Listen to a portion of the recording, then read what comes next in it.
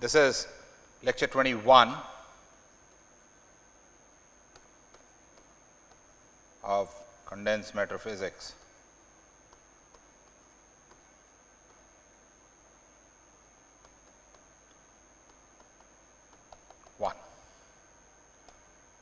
And today we are going to start talking about crystal binding. Why do atoms or molecules bind to form a crystal? And we will look at different forms of the potentials and how can they bind differently. So, I am going to start with noble gas solids, which means solids made of noble gas atoms. And in this connection and in connection with crystals being formed, I am going to define something called the cohesive energy. So, what is happening is, if you take these units, this could be molecules or atoms, and they were all separate. Let us say their energy is 0, and when they form a crystal,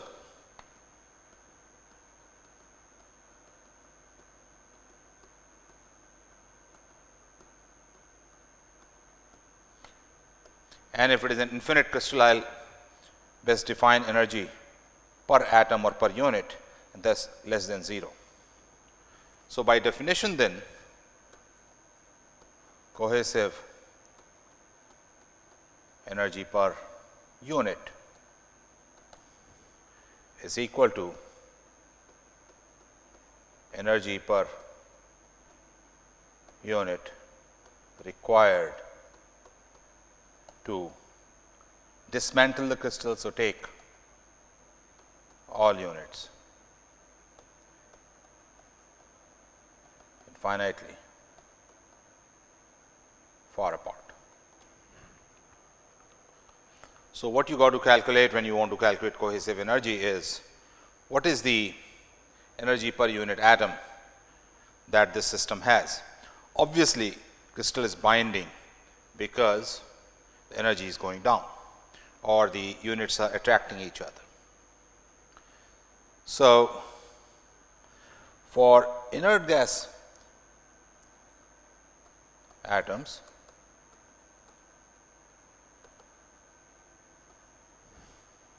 which are helium, neon, argon, krypton, xenon, the electronic shell structure is like this: 1s2, this is 1s2, 2s2, 2p6.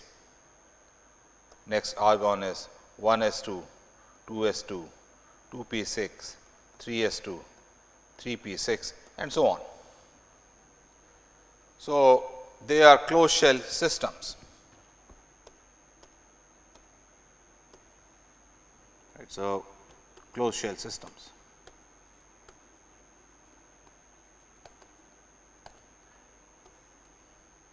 Ionization potential,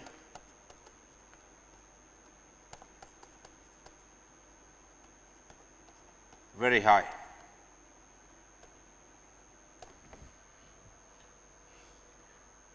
And electron affinity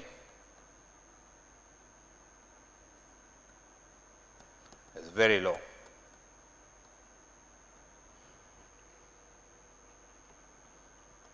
So, they can neither accept an electron easily, because there is not much energy to be gained, affinity is low, nor can they give away an electron easily, and that implies ionic or covalent bonding does not take place. That is why they are inert. So, what you can think of them as these systems which are not sharing any electrons. Oh, at this point, I should also ask you to compare if you plot E n plus 1 plus E n minus 1 minus 2 E n for inert gas systems. It is peaked, right. So, you recall this is what you did to find abundance spectrum, not find, explain of alkali metal clusters. This was done in assignment 3.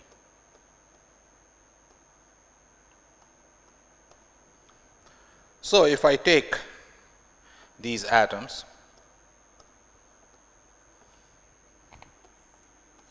and plot the atomic number, right, n is the number of electrons, and I am taking neutral system. So, this is also equal to z, you will get something like this. And what are we plotting? We are plotting E n plus 1 plus E n minus 1 minus 2 E n.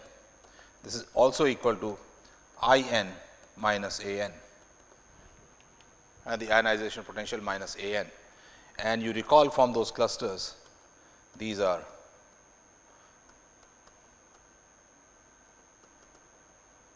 these peaks indicate most stable clusters, and in our case most stable atoms. So, these are could be like helium, neon, argon, krypton. This is a very schematic graph. So, these are most stable structure, they do not really give away any electron easily, they do not accept electrons. So, the interaction that is there is coming from distortion of their electron cloud. So, interaction between noble gas atoms arises from distortion of their electron cloud. How does that happen? Let us see that, and I'll comment on its mathematical aspect at the end of the lecture.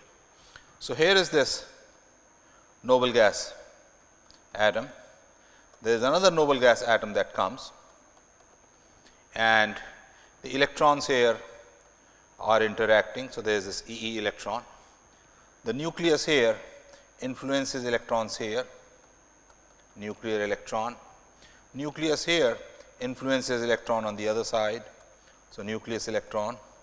So, this tends to distort the electron cloud. So, it may so happen that you have the electron cloud shifted like this. So, positive charge comes slightly to the side. It is a very schematic way of understanding it. And similarly, the green one, the nucleus shifts to this side and electrons go away, and this kind of creates a dipole. This is the minimum that can happen because there is no monopole. So, this creates a dipole, and what I will call is induced dipole. What induces it? All these interactions. So, if they are far away, you kind of have a dipole-dipole interaction, and this gives an attractive potential of the form minus a over the distance between them r raised to 6. So, keep this in mind that as they are coming close together, the electron cloud is getting distorted, and this we will show at the end of the lecture how you can do such a calculation. And this induced dipole gives an attractive term. These dipoles attract each other, right. In a way you can think of it like this: dipole is from minus to plus, there is minus to plus. So, they kind of attract each other, all right, and there is this nucleus and all that, and this gives an attractive force. So, that is one part of it. So, as these atoms are coming close together, let us say one atom is sitting right here, and if I were to plot the potential energy, initially it is minus a over r raised to 6. And when they come very close,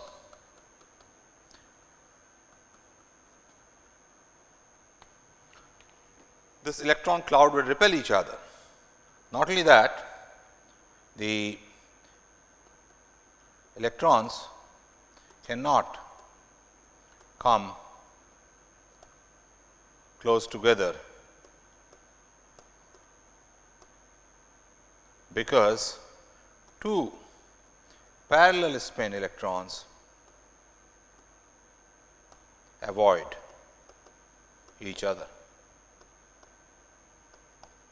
So, the space they move in goes down, and this leads to an increase in their kinetic energy. Also to their Coulomb energy. So, there is some sort of this repulsion is coming into play, and it is modeled as B over r raised to 12. Remember, r raised to 12 will just die down as you go far away, but it dominates r raised to 6 in close interaction. So, if I were to make this plot completely, here is one atom, other one is coming in, here is minus a raised to 6, a over r raised to 6, and then you add to it plus b over r raised to 12. It does not really affect it much when you are far away, but as you come close together, this fellow dies down and you have mainly b over r raised to 12, and you combine this all together, you get a potential something like this. All right. So, let me make it very neatly, and let us see how neat I can make it. Here, I will erase the old one. So, the idea is clear that you have this potential between two atoms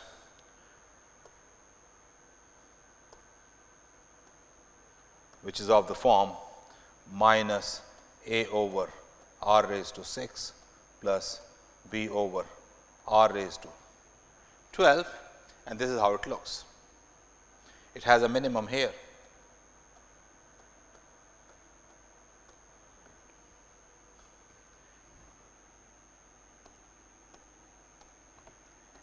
And when many of these systems are coming close together, all of them interact with this potential with each other, and they form a crystal.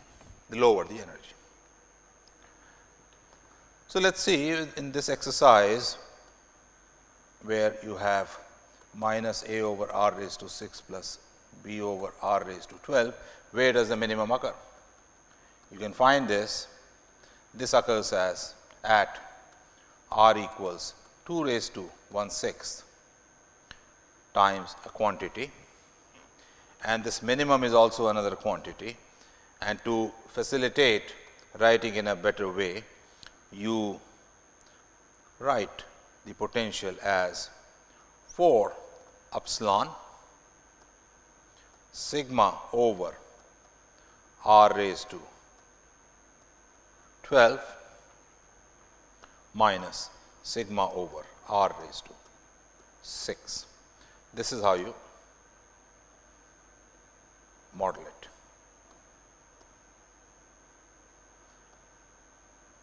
And then the minimum occurs at r equals 2 raised to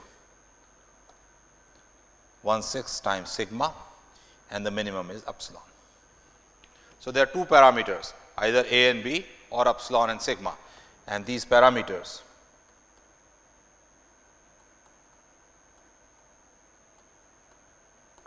sigma and epsilon are determined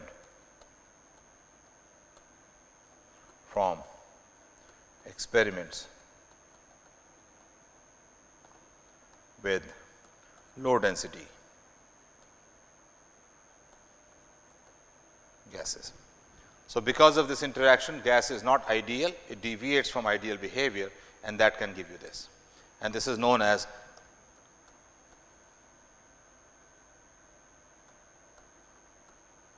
Leonard-Jones potential. It has an attractive part and a repulsive part. By the way, this is one name.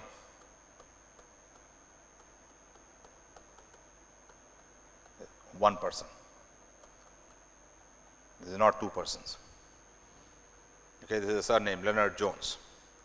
So, some numbers for these sigma and epsilon. So, experimental values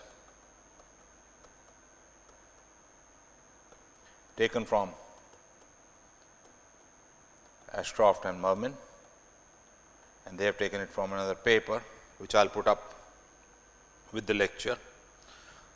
Do it for neon, argon, krypton, and xenon. I do not need it for helium, and I will give you these in a few minutes. Epsilon, this is given in the units of 10 raised to minus 13 ergs, is 0.05 for neon, 0.167 for argon, 0.225 for krypton, and 0.320 for xenon. This is in ergs. If you were to write it in EV, this comes out to be of the order of 0.003 EVs for neon, 0.01 for argon, 0.014 for krypton, and 0.02 EV for xenon. And sigma is given in angstrom, is 2.74 for neon, 3.40 for argon, 3.65 for krypton, and 3.98 for xenon. So, what you can see is that in electron volts is of the order of about 1 over 100 electron volts epsilon, and sigma is of the order of 2 to 3, 2 to 4 angstroms.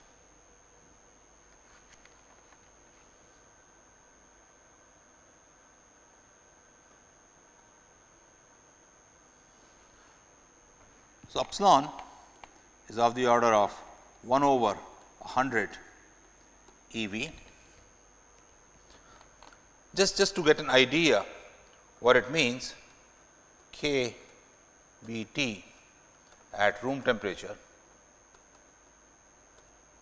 is 1 over 25 or 1 over 40 or 25 MeV. So, kBT room temperature is larger than epsilon for this Lennard-Jones, and therefore, at room temperature you are not going to see these solids. You have to go to very low temperature for this. Now, what we want to do is that the energy of solids with this interaction.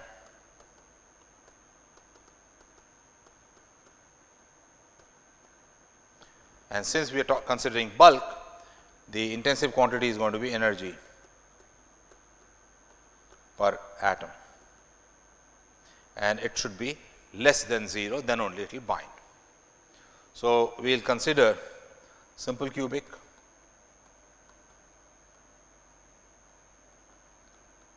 body centered cubic and FCC, and calculate the energy of these atoms when they come into this crystal form in these lattices. So, let us just make a pattern of these atoms in this crystal. Just schematically I am just making a pattern.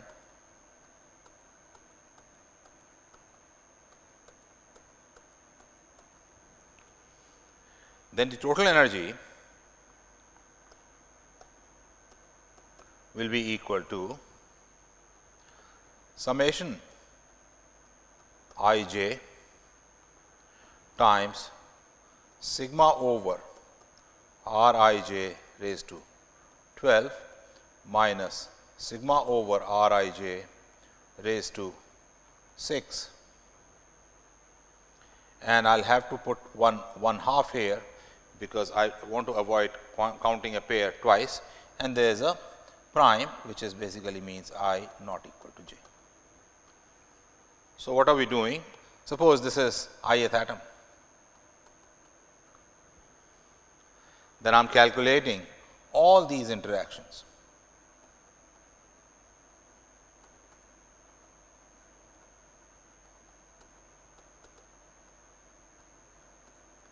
And summing them up.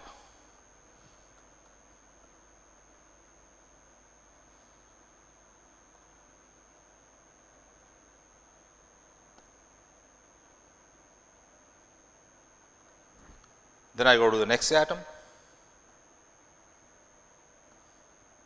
do it again, next atom, do it again.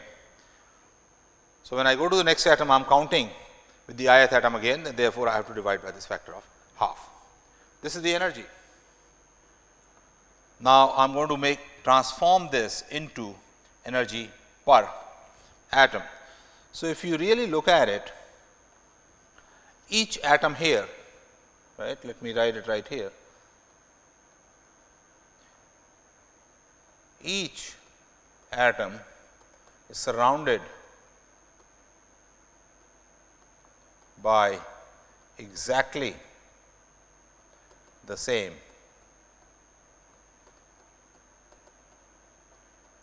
environment. If that is so, for each ith atom the answer is going to be the same, and therefore, I can write this as equal to n by 2 summation j not equal to 0 sigma over r I j raised to 12 minus sigma over r I j raised to 6. That is it. The sum over I gives me n, and 1 by 2 factor is there. Let me go over this argument once more.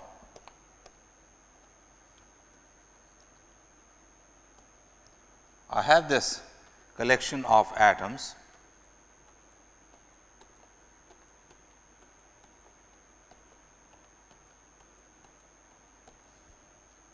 I am taking one particular one and calculating its energy with each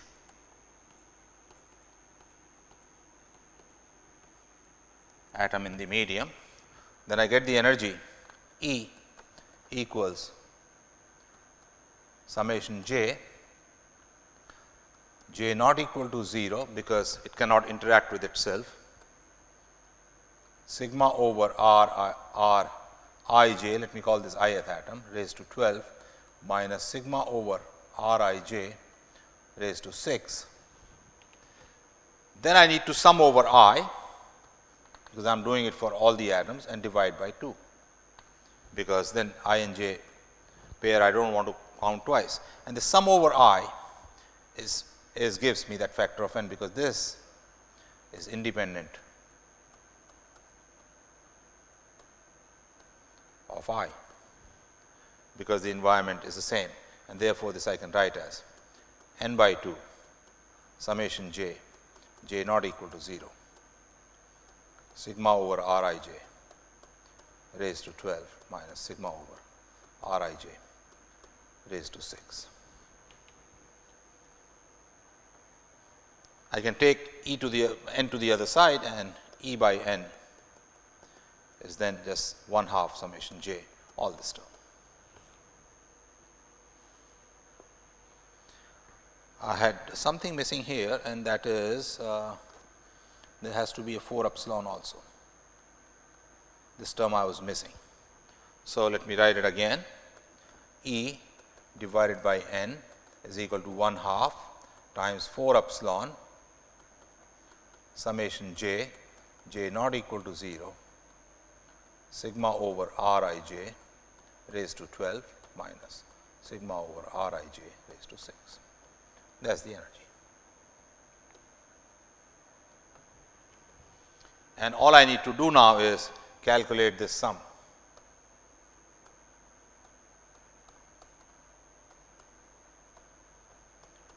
For different lattices. And how do we do that? You see, for each lattice there is a nearest neighbor distance,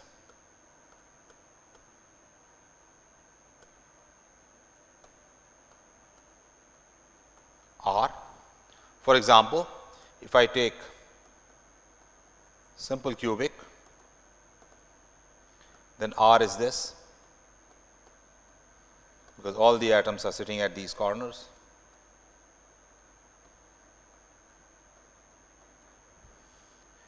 If I take BCC,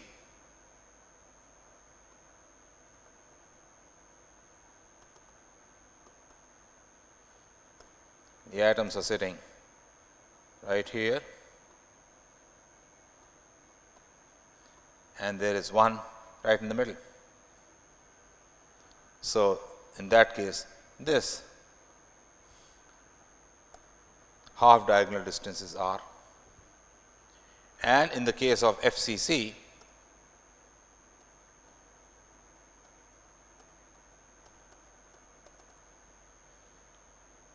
if I look at only the front face, here are the atoms, there is one right here, this diagonal distance on the face is going to be r, and then you sum over different pairs in terms of this minimum r.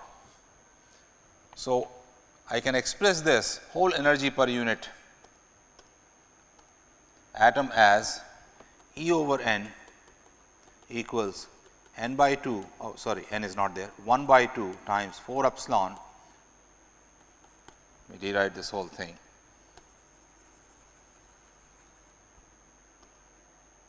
This is 1 by 2 times 4 epsilon summation j, j not equal to 0, sigma over r raised to 12, 1 over p I j raised to 12 minus sigma over r raised to 6, 1 over p I j raised to 6, which is equal to 1/2 4 epsilon sigma over r raised to 12 summation j 1 over p I j raised to 12 minus sigma over r raised to 6 summation j 1 over p I j raised to 6.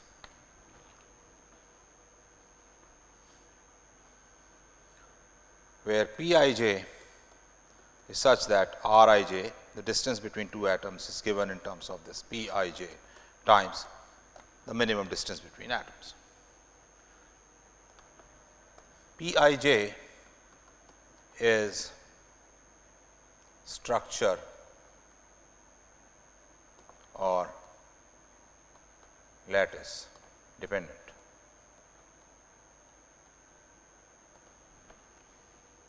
For example, in SC, the simple cubic, it will be 1. In BCC, it will be something else. In FCC, it will be something else. So, these have been calculated for different systems. For simple cubic, summation j 1 over p I j raised to 12 comes out to be 6.20, and summation j, obviously j not equal to 0, j not equal to 0, 1 over p I j raised to 6 comes out to be 8.40. For BCC, summation j, j not equal to 0, 1 over p I j raised to 12 comes out to be 9.11, and the other term comes out to be 12.25. For FCC, the first term comes out to be, this is 1 over p I j raised to 12 term comes out to be 12.13, and the second term comes out to be 14.45. So, you can evaluate these, and now we are ready to calculate the energy.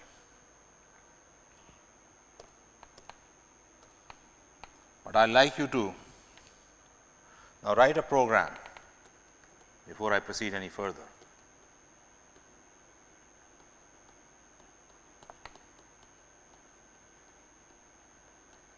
To evaluate these sums.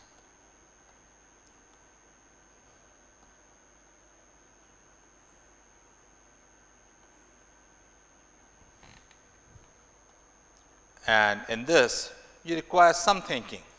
For example, if you take the simple cubic structure, it's going to be very easy. If I take an atom here, you can immediately count all the nearest neighbor, tell the computer add it up. If I take BCC,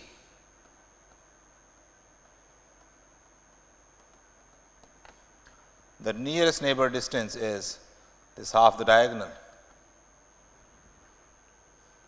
So, you got to express all the other distances in terms of that distance and then sum it up. If you look at FCC,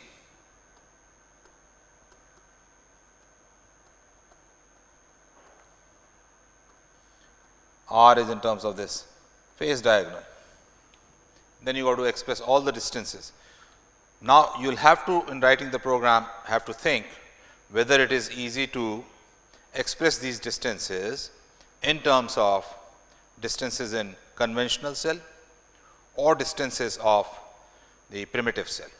So, that is something I will let you think about. When you write the program, you will automatically see that one way or the other may be more convenient to write.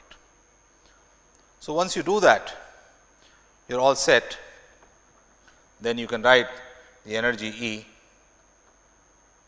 per n as equal to 1/2 times 4 epsilon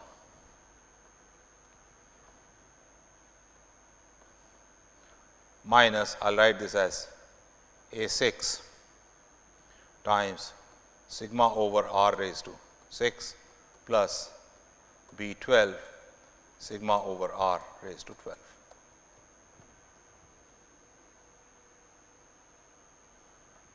And the distance between atoms is given by minimizing E by n. So, what I am doing is I am doing d by dn, d by dr of E by n equal to 0, and that gives you r equals 2 raised to or 2 times B12 over A6 raised to 1/6. That will be the equilibrium distance. So, it depends on what those lattice sums are. It is going to be different for FCC, is going to be different for BCC, is going to be different for any other structure. So, what we have found from this energy expression E by N equals 1/2 4 epsilon summation, summation part is taken care of, minus A6 sigma over r raised to 6 plus B12 sigma over r raised to 12, that the equilibrium distance r is 2 B12 over A6 raised to 1/6. For FCC, this comes out to be, R minimum comes out to be 1.09 sigma. I would like you to go back now and check, is R min for crystal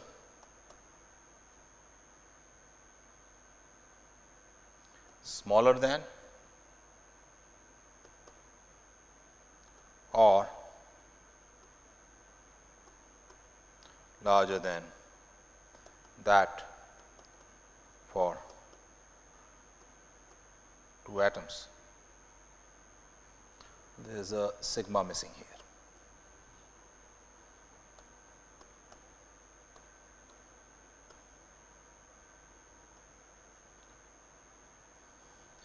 And if it is smaller, why so? If it is larger, why so? Also, what I like you to do is find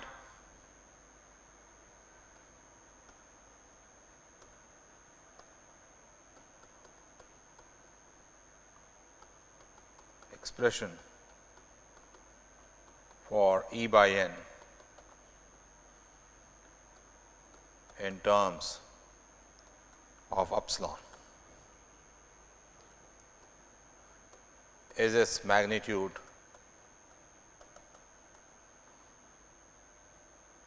smaller or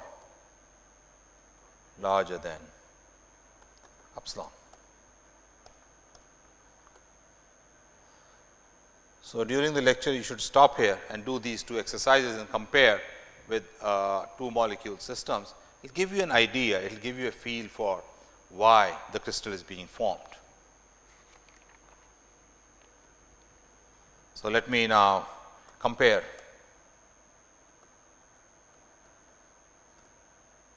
with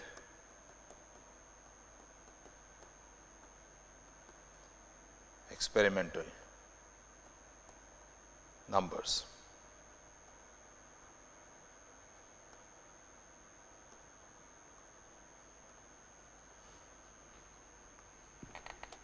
So, here is a comparison.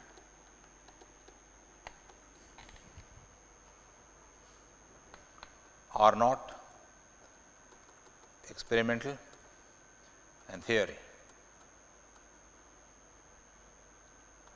For neon, argon, krypton, I will just give 3. Experimental is 3.13 angstroms, 3.75 angstroms and 3.99 angstroms for krypton. Theory gives you 2.99, 3.71 and 3.98. And energy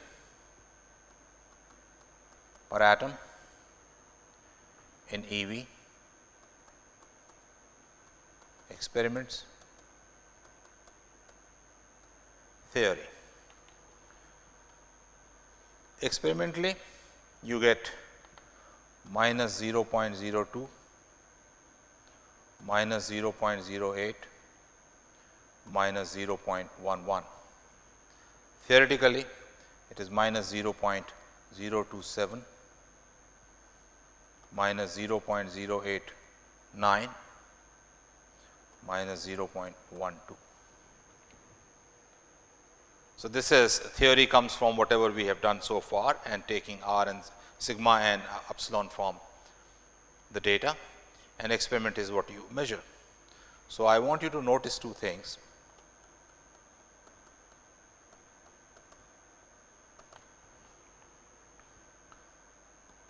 Experimental R naught is slightly larger than theory number, and similarly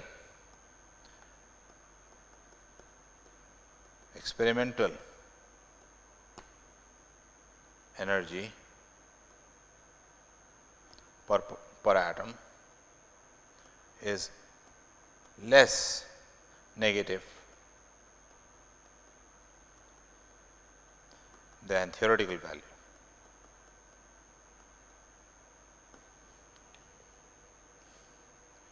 And one may raise a question, why so? Because this is systematically happening, so it cannot be random. There has to be a systematic reason for it. And the reason, the main reason, is quantum effects.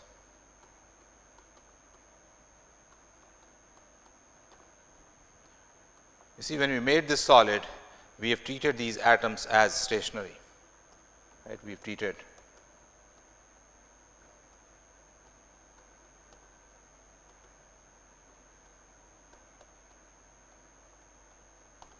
but quantum mechanically they have 0 point motion.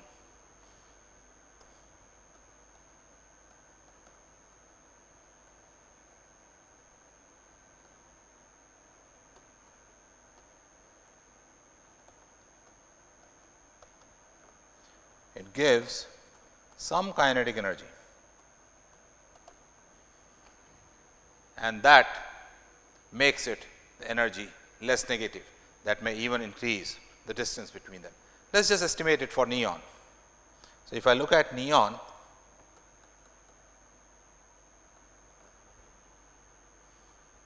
I can say that the kinetic energy is of the order of h cross square over 2 m, and let us say the uncertainty in distance is r naught by 10 square. I have taken an arbitrary number r naught by 10, it could be r naught by 15, r naught by 20 or whatever, some sort of uncertainty, but certainly cannot be equal to r naught, it will be much less than that. Then this will be equal to 10 raised to minus 68 divided by 2 times mass of neon, that will be 20 times 2000 times 10 raised to minus 30 kilogram times r naught, we have said is of the order of about 3 angstroms. So, that will be 9 times 100. You calculate this and it comes out to be of the order of 10 raised to minus 3 electron volts, which is of the right order. You see that theoretically I had gotten the answer for neon to be minus 0.027, and I am correcting it at the third decimal place for in electron volts. So, that is the correct kind of thing. Now, so these quantum mechanical 0 point motion does affect the binding energy, and you can see the difference becomes less as you go to heavier atom like argon or krypton. Krypton is almost the same. So, this 0 point motion affects the cohesive energy. With this in mind, I like to ask you to argue that helium cannot form a solid.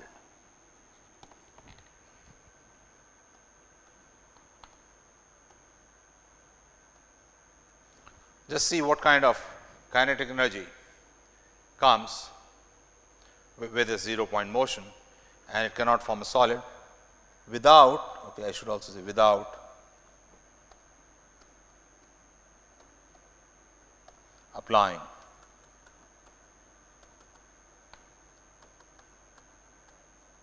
external pressure. So, I would like you to estimate this whole thing. Once I know the energy, I can also calculate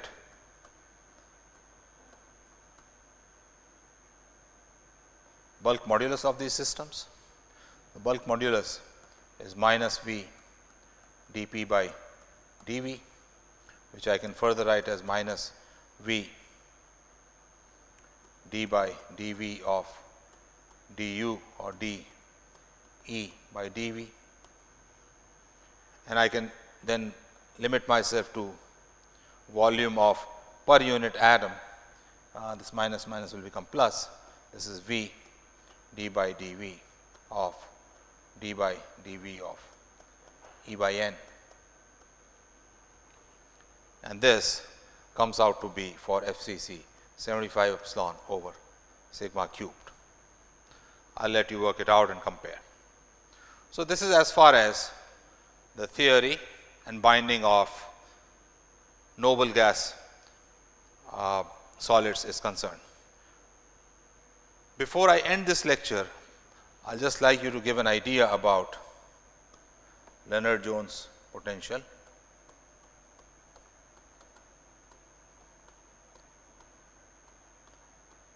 You should know where it is coming from. So, first let us look at origin of minus A over r raised to 6 term. By the way, this origin is the same as Casimir force. So, it comes from the background fluctuation of the vacuum electric field. So, if I have these atoms which are perfectly spherically symmetric, there is these fluctuations going on. So, at some time suppose there is a magnetic electric moment which is developed here. What this would do is create an electric field.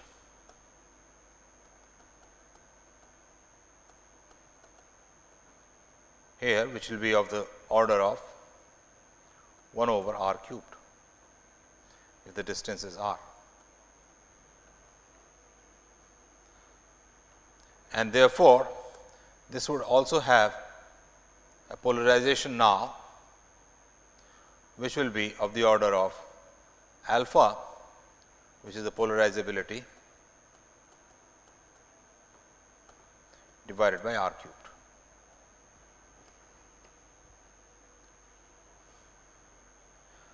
This in turn produces a field on the first atom, which will be alpha over r cubed times r cubed,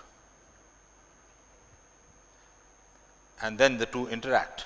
So, there are these two dipoles which are induced. They are induced by the interaction of these two atoms to each other, and that gives you the energy, and this energy of interaction will be proportional to alpha 1, which is polarizability of the first atom, times alpha 2, polarizability of the second atom, divided by r raised to 6. And since the system always tries to lower the energy, it is going to be negative. That is the origin of this term. You can also look at it from a perturbation theory point of view. So, I will just take you back to your quantum mechanics.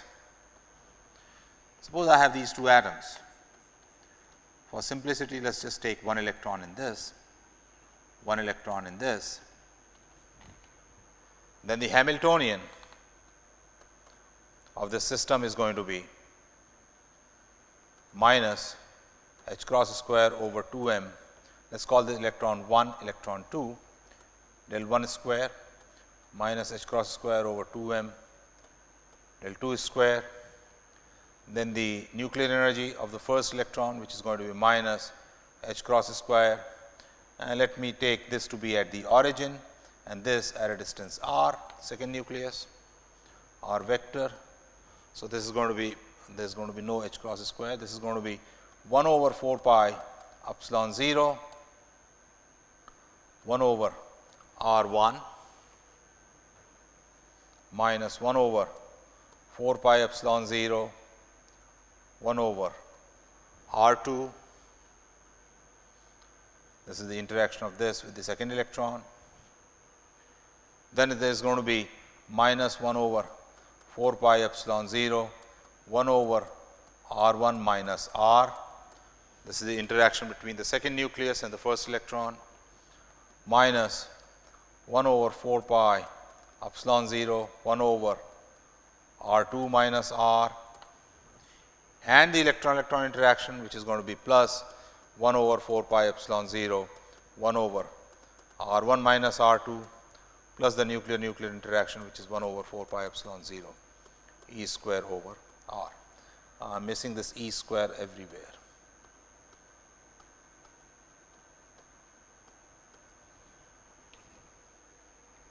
And for r much greater than, say, the Bohr radius,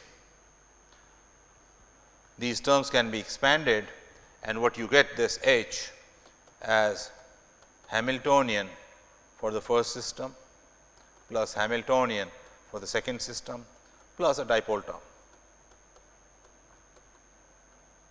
And if you calculate the expectation value of this dipole term, that gives you 1 over r raised to 6.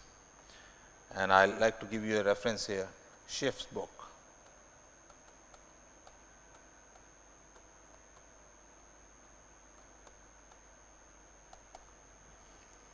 So, this dipole term through perturbation gives rise to this 1 over r raised to 6. So, in the limit of r much greater than a 0, the energy is the original energy minus some a 6 over r raised to 6. I will not write a 6, I have been using it for the cluster. That is the attractive part. And the repulsive part, as I said earlier, comes when there is this overlap, electrons try to avoid each other, they have less space to move, there is this Pauli exclusion principle makes them repel each other, and that is modeled as B over r raised to 12. That is the repulsive part. So, with this I end this lecture. I have given you an idea about how this Lennard-Jones potential comes about, and then how do we do calculations with this potential for some lattice structures. So, let me conclude this lecture now. What we have done is taken the energy between two noble gas atoms as 4 epsilon sigma over r raised to 12 minus sigma over r raised to 6, and then did a calculation for E by n for different gas solids.